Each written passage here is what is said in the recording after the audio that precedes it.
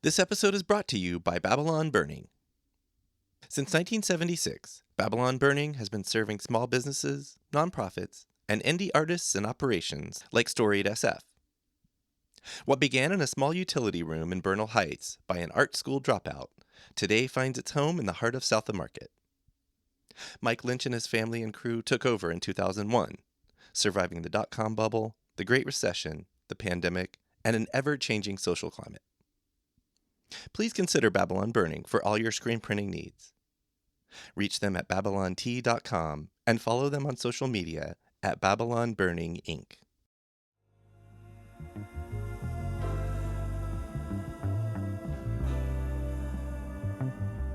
I was always very attracted to like the underworld of San Francisco because it was everywhere you went, right? So it's mysterious and it's just very present. Like, this is some funky stuff. That was Dregs One. I'm Jeff, and this is Storied San Francisco, a podcast about artists, activists, and small businesses that make this city so special. In this episode, meet and get to know Dregs One. Born and raised in San Francisco, today Dregs is known as a hip-hop artist, graffiti writer, and podcast host. Part 1 is all about his early life, growing up, reading comic books, writing graffiti, and discovering music. Here's Dregs One. Yeah, so a lot of people wonder what my ethnicity is. Everybody has their own version. I learned it's based on what people see. To me, it's rather obvious, but everybody has their own interpretation. My father is Black, African American, and Jamaican. My mother's ancestry is mostly Italian with Norwegian and German. My family history, my father's side of the family, there was a lot of abandonment. My grandmother was actually abandoned as a child because her mother was, to be honest, she was raped by a white doctor. So This is on your dad's side. Okay. Yeah.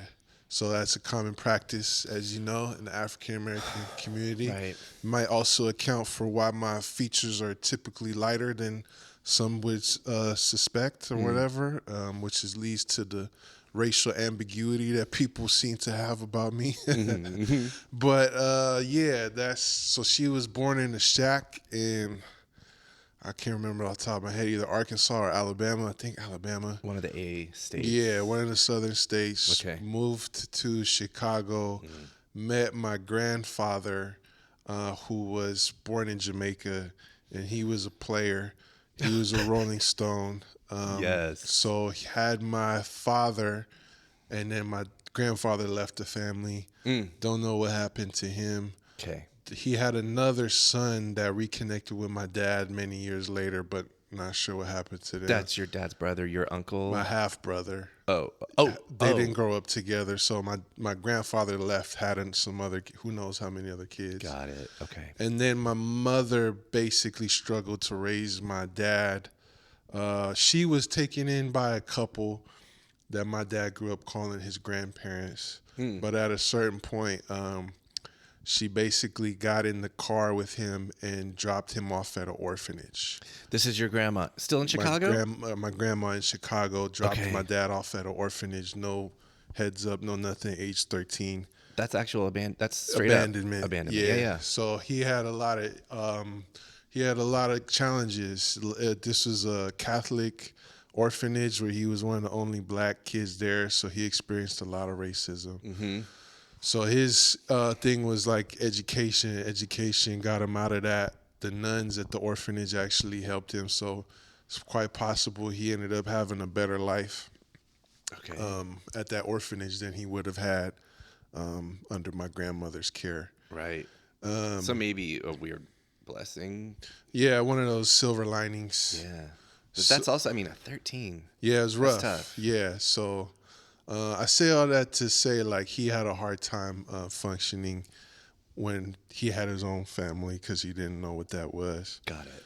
But he actually became a police officer out there. Okay. But he quit because he was very racist and corrupt. And he told me stories about the cops trying to get him to take money and To play their game. yeah, like open racism. So he told me if I ever became a cop, he would disown me. Dang. So this kind of led him to like spiritual quests, things like that. He left the police force, didn't really know what he wanted to do, came out to San Francisco, started working with I forget the name of it, but like group homes and stuff like that, counseling. Do you know about when he came out here? 80s. Okay. Yeah. That's when he met my mother. My mother was like a bit younger than him. She was from the East Coast, Massachusetts. Her family had Midwestern roots, kind of similar. My grandfather on her side was kind of like a juvenile delinquent type of guy, Okay. but ended up getting his act together and became a chemist. He worked for shit. Kodak. Or no, not Kodak. Was it Kodak or Polaroid? Is that the same? I forget, but he helped One of the develop film the company. companies. He helped develop the chemicals to create the Polaroid photo. Shake it. Yeah. And he Okay. was Shit. also in the Korean War, and he became like a anti-war activist. He would actually allow the Boston Black Panthers to meet at his house because it was shit. a safe space. Amazing. And he would lie down in front of police cars when they would take away protesters, stuff like that. Amazing. But my mother also had her family had their issues as well, alcoholism, abuse, like going back, you know how it was, just the way my grandparents were raised by their parents. Right. Just hard American life, depression, Great Depression type of stuff. So my mom was like, kind of rejected white society, you could say. She mostly hung around black folks and listened to a lot of black music, and she told me she would go party in Boston, which is a segregated city. Boston, segregate, racist as hell. Yeah, but she would be like one of the only white people at some of these parties when she was young. And then she was kind of like a hippie in her own way, you know, smoking her little trees and stuff like that. Yes. So she was also on a spiritual quest, which led her to San Francisco. I was just gonna say everything you just talked about is like getting ready to come here. Yeah, I'm giving you a very detailed. I love it. No. I love this is your story, right? Yeah. Well, it's also the context of like why San Francisco is dope, because people from other places have always been able to find their home here. Yep. Right on. So I met my dad. They had a turbulent relationship because just very different. And like I said, my dad had a hard time functioning in the family role. Right. But they provided a pretty good household for me. I was the only child. My dad has two other children, but we all have different moms. Right. So we all grew up together. So I was essentially an only child. Spent a lot of time by myself because they were always working. My dad was he got a job.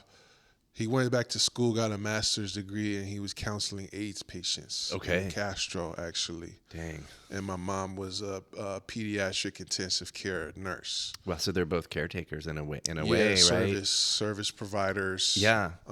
I Hard wonder. workers. I mean, I feel like that caretaking and charitable thing is sometimes just in people, but also he kind of grew up in a Catholic orphanage, right? And that's, I mean, say what you will about Catholics. I grew up Catholic. They're charitable. Yeah, I think so. He was, he definitely believed in like the Bible and the message of Christianity, even though he no longer practiced. Mm-hmm. But yeah, it was just kind of like what they did. It's just what they fell into, I Right. believe. Yeah. And then, you know, San Francisco's dope because there's all these services. Like my mom's first job, she got into nursing at Laguna Honda Hospital, which is where you had the homeless veterans and people like that. So just really, and this is the AIDS patients. My dad is like, the AIDS epidemic is booming. So, you know, they kind of found themselves, you know, at the front line of some of these issues. I mean, I wasn't here and I wasn't an adult. I think we're about the same. I might be a little bit older than you, but like doing what I do and like talking to people who were, and they were at various, even if it was just like their friends going through it, it's unimaginable. Like Right. the way that people talk about their own address books, and it's like every day they're crossing out names. Right. It's fucking unreal. Yeah, it was a serious topic back then. You remember, like in school, it was a big message around AIDS. Yep. And, movies like Kids, and then the AIDS Memorial in Golden Gate Park. You look at all those names, Keith Haring, all the images I remember from that time period. Yep. But you know, the dope part about it too is like, you know, he would, like I said, he worked in the Castro, so that part of like that open-mindedness, San Francisco. This is a black man in the Castro, mostly white patients. Yep. He was able to just focus on the work, and you separate like the social stigmas or whatever. Like San Francisco, you learn to accept everybody, and you learn that from an early age. So yeah, so they were really busy. So I spent a lot of time by myself. We lived in Lakeview. You grew up in the 80s, Dregs? Is that? I was born in what you- '87. Oh, 87, so kind of more 90s, probably. More '90s. Got it, More early 2000s. Really is Right when I on. really started hopping off the porch. But I had a '90s childhood in the sense of like pop culture and San Francisco, the Spike Mike Twisted Animation Festival. I seen Ren and Stimpy debut there. Yep. I seen all the graffiti, Twist and Reminisce and Giant and all these crazy LSD characters on the walls. And I lived in the hood, so it was like black San Francisco at its finest. Not that's a very neglected area. It's not the worst neighborhood in San Francisco, but it's far from the best. And just remember like broken glass in the streets, people outside. I've done seen everything outside of my house that you could see in any ghetto environment. I lived on like you could possibly say the best block of the worst street, which is Randolph Street, is like the main corridor of the neighborhood. But my block is like a side street that dips towards the freeway. Okay. So it's kind of like on the boundaries of the neighborhood, but yeah, it's still on the main strip. So I'm seeing all the traffic go by. I'm seeing a lot of the drug activity. Can I ask real quickly? So you said you spent a lot of time alone as an only kid, right? But what are some of your earliest memories of going to other parts of the city, and where did you go, and how did you get there? So instantly, because the neighborhood was what it was, my parents were very intentional about making sure I did not spend all my time there. Right. So as much as I did, like go to Bixby Park and like go to the park and rec up there, or the library or whatever else, the park in the neighborhood, my mom would jump on the M, which goes right in front of my house. This is the old orange and yellow M train. Yep. And she would take me downtown.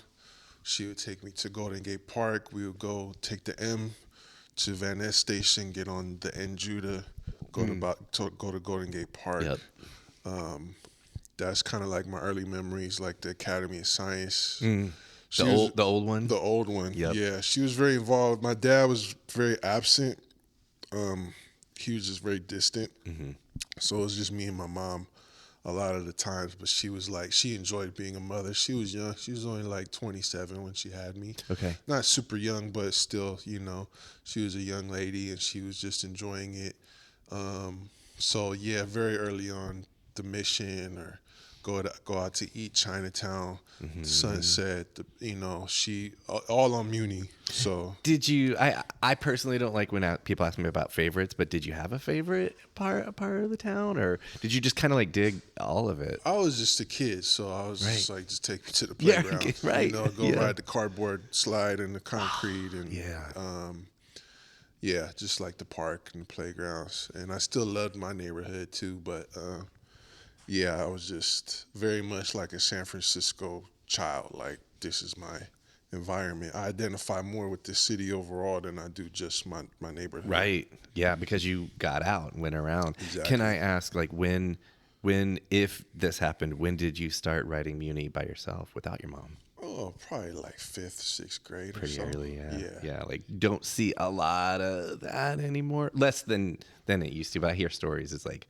as soon as I could walk and put a Yeah. backpack on, I was on Yeah. muni. I'm like, yeah, exactly. Yeah, just Without about. adult supervision. Yeah, pretty much Yeah. fifth, sixth grade. Yeah. Thereabouts. Yeah. Yeah. So what kinds of things were you into? Let's go, like go before you discovered hip hop and graffiti writing, like as a fifth grader, like what kind of stuff were you into? Comic books. I was nuts for like comic books. 90s comics books was the bomb. Spawn and X-Men, and Spider-Man, Marvel Comics, DC Comics, underground comics, independent comics, cartoons, um, movies. Very young. I read a lot of books. Yeah, that's pretty much like drawing, stuff like that. Yeah. Yeah, sports a little bit. I play basketball, Okay. stuff like that. You At know, school or yeah, everywhere, just with your friends. It's like pickup games. before the cell phone era, that's just what you did. You take your ball to the park. Yeah. Whoever's there, those would become your friends. right? Yeah, we didn't need to plan. Nah, Just show up and like yeah, shit'll happen. So you play two-hand touch on concrete or yeah. play pickup games, play knockout. If you remember knockout, it's an old school basketball game. Yeah. Cool. And then, so do you want to? I feel like it's kind of a requisite thing for born and raised San Franciscans to talk about the schools they went to, right? Yeah. Let's hear it. So, like I said, my Take us through parents it. were intentional about like exposing me to more than just Lakeview. So, I lived down the hill from Jose Ortega, but they sent me to Lakeshore Elementary, which is closer to the Sunset, it's right across the street from Lake Merced. Okay. So that there was actually still a few Lakeview kids there, but that was good. I'm glad they did that because it was a very diverse school. With also Sunset kids coming in. Sunset, but everywhere really. Like I had a friend from Harbor Road and Hunters Point. I had Latin friends. I had Filipino friends. I had white friends, Jewish friends. That was just normal, It right? was very normal. Yeah. And it would be kids from like Cayuga Park area or like, just really everywhere. It's a very diverse school. Cayuga, that's the one under the BART tracks, right? Yeah, exactly. Yeah. Off of Alamany. Do you know Larry Dorsey? Yeah, yeah. A little bit? Yeah, Yeah. I recorded with him there. Okay. And that was fun because every time the BART train would come, we'd be like, middle of the thought. Oh, hold that thought. Yeah, and then yeah. start again. Yeah. Yeah. I think he actually went to Lakeshore too, but I don't remember him from there. I think Okay. he told me that at one point. Yeah, and then I went to APG and Nini, which is in the Sunset. So the neighborhood school is Aptis, but I went to APG and Nini. And at the time, Aptis was pretty rough. But then I went to AP, and that was rough too because you had all these Asian gangsters Okay. at the school. Yep. So it was like either way, you're gonna get exposed to some stuff in San Francisco public schools. But it was cool, and then even there is like more diversity.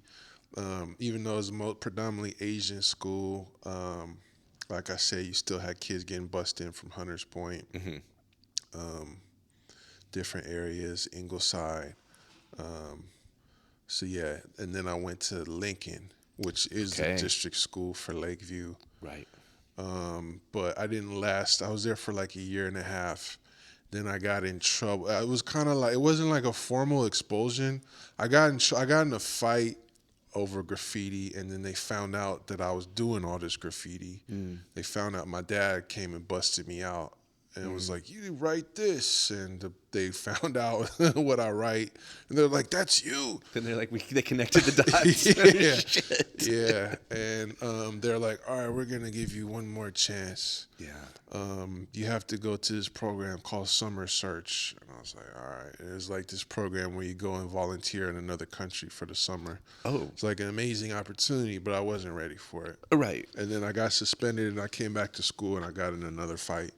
And then I just basically, like, the lady running the Summer Search program was like tough on me, like, who do you think you are? Why should we? She was just in a good way. She was pushing me. Tough love. But I wasn't able to handle it, and I was like, I ain't doing this. And they're like, well, then you better just get out of here. So like they didn't like formally expel me, but they're like, told my mom like, Shit. just put him somewhere else. Right. And so I ended up at ISA in Potrero Hill. That's where I graduated from.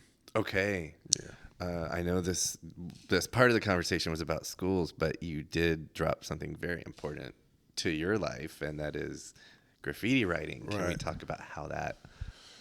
Yeah. Talk to you a little bit about like your earlier in life, like your one of your hobbies was drawing. Yeah. Drawing was like one of those things where like if you everybody's looking for like their talent, right? Like oh like you know him, he dances hella good. Or like oh he tells jokes or like she's hecka good at basketball. Like everybody's looking for their one thing. Drawing, if you could draw, it was like a talent. So The way I like to think about it in hindsight is like find the thing or things that you're good at, but that you also like to do. Because yeah. some people are good at things, but then they're just like, it doesn't bring me anything. I think it was more about the validation you get. Yeah, that because too. Yep. we're all coming from circumstances where like everybody's working class families, you're not getting attention. You're like, what's gonna make you stand out? Right. So drawing, it wasn't like, what you draw, like you're a nerd. It was like, oh, that's tight. Like, you know, so everybody kind of wanted to, like, aspired to have drawing skills. And then in middle, and I always remembered the graffiti, like the twist characters on the Market Street, on the roll down. That always was like like burned in my head. On the like, storefronts? Yeah, Yeah, like, yeah. who did that? That's so tight. The face, something about that face looked so familiar. Like, just looks like these dudes I'm seeing walk around all depressed or drunk or something. Like, I was always very attracted to like the underworld of San Francisco because it was everywhere you went, right? So It's mysterious it's too. mysterious and it's just very present. Like, you know, like this is some funky stuff. And then I'm seeing the cartoons, like I said, underground gnarly stuff. I'm like, I can relate to this. And then, like I said, when I was on the M going through the tunnels with my mom, I would look through the window and you would see all the graffiti. Yep. And it was good graffiti. You look back 30 years later, it's like this is stuff around the world people recognize, like the Right. best artists in the world. I'm always impressed. I mean, I don't have a visually artistic bone in my body, but I'm always impressed by the skill. And then like I live over by the public storage building at Geary Masonic, and the way people, I guess, repel, like the way that, so like, or in the tunnel, like, how do you do it? And then it's good art. Yeah. So yeah. Yeah, exactly. That's what It was you're just talking like about. it was just badass. Yes. I just knew it was badass. And, Yeah. At AP, I had this friend I would ride the 29 with. His name was Milo, and he was a tagger. And he was just kind of telling me a little bit about tags and scribers to cut the glass. And I was like, oh, okay, like kind of just didn't really realize like everything about it, but just he would just tell me about it. And then in ninth grade, I had broken my fingers and I had a cast. And this dude was like, you know how people sign your cast? This dude was like, let me hit up my tag. And On the cast. He just tagged on my cast, but he wasn't even a tagger. He just knew how to do it. So it kind of clicked like, oh, you could just have a tag. Because that's not, like, Milo never told me that, right? Like, I didn't know how he got into it. I figured it was, like, some special thing. And then I'm Like in a rite of passage or something, like a it was just, I didn't know what it was. Yeah. It was just like, oh, okay, wow, you're one of those guys. But then I'm like, here comes this dude. He was like a football player. He wasn't no tagger, but he just knew how to do it, and it was sick. And I was like, oh, okay, you just have a tag. Well, let me try it, you know? And Did you wait till you got the cast off I don't to try it? think so. Okay. I don't remember. I don't think I did. Are you right or left-handed? It was my left hand, so I'm Broken right-handed. and you're right-handed. So, There you go. So I might have still kept going while I had it on. Yep. And then I just made this decision like I'm finna start tagging, and I was telling my friends, and the next day I went to school, and I was in class with this other dude. His name was Joel, and I knew he tagged, and I'm like, I'm finna start tagging too. And he was like, oh yeah, all right, I'll sell you this marker. $5. It's probably a $2 marker, but it was like He's hustling. I didn't know. I'm like, all right, $5. It was like a Magnum, the big Magnum markers, and it was like the biggest marker I ever used. I'm like, cool. I'm in the game now, and then I went to homeroom. This was ninth grade. This was first period, ninth grade. Then I went to homeroom, and my boy Mike Ill was in homeroom, and I'm like, check it out, and I showed him, and he was like, oh. I was like, I'm finna start tagging. He was like, oh, me too. Let's go after school. You can come to my house. I was like, cool. So after school, we just walked to his house and we're like tagging on whatever. On the way. Yeah, this is in the sunset. It's like not that much to tag on. Right. But whatever, we're like bombing, like, yeah. And then we get to his house, and then he had these turntables. He had Technic 1200 turntables. Oh, damn. And I had always heard, like, yeah, Mike, he be DJing. He was like this half Filipino dude. He was always hella hip hop. He always had like the Kangol visors, and he would wear like true shirts, and he just had style. He would wear Pumas. So was he your age or? Yeah. He okay. was my age. He was DJing though. But he was already doing it. In like 8th grade. I went to middle school with him too. So yeah, people were like, yeah, he be DJing. I'm like, I didn't really know what DJing was. And I show up at his house, and he's got vinyl, and he's got turntables, and he's like scratching and blending, playing house music, playing hip hop, playing songs I knew, playing songs I never heard. He had local artists I never heard of before until then. I'm like, whoa, this is San Francisco. Right. He had an album by this dude named G. Scott. Shout out to G. Great Scott. It was Bay Guardian. It was a vinyl, and it was a drawing of him sitting on Twin Peaks with the Sutro Tower as like his throne or scepter or whatever. Yeah, the things that kings hold. And he was wearing like this royalty. I was just like, what? Oh, that's dope. The fuck? And then he put it on, and they had like this beat where they flipped like the Game Boy Zelda music. I was just like, all what of the music, fuck? Yep. And I'm looking at the address. It's like San Francisco. I'm like, whoa. And then he's like, yeah, you don't know about this? And he's like, here, I'll show you. And he put on this movie Scratch by Doug Prey. And that's when I learned about Qbert. And he's like, yeah, I know Qbert. Check it out. And he had like this signed poster. And he's like, my cousins all to do this, Filipino cats. And I was just like, bro, what? That was Dregs One. Look for a bonus episode tomorrow with Lisa Ellsworth and Galen McEwen from the San Francisco Art Book Fair, which kicks off this Thursday, July 10th. Then catch part 2 with Dregs One, which drops next Tuesday wherever you get podcasts.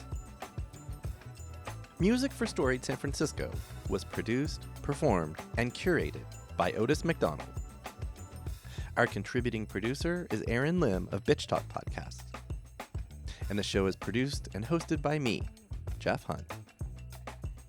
Now in our 7th season, we have more than 270 episodes available on our website, storiedsf.com, or wherever you listen to podcasts. If possible, please rate and review the show. I want to know what you think. Follow us on Instagram, Threads, and Blue Sky at storiedsf, and reach out to us there or email us at storiedsf@gmail.com. Thanks for listening. Be super careful crossing the street, and keep being wacky, creative, and kind out there. See you next time on Storied San Francisco.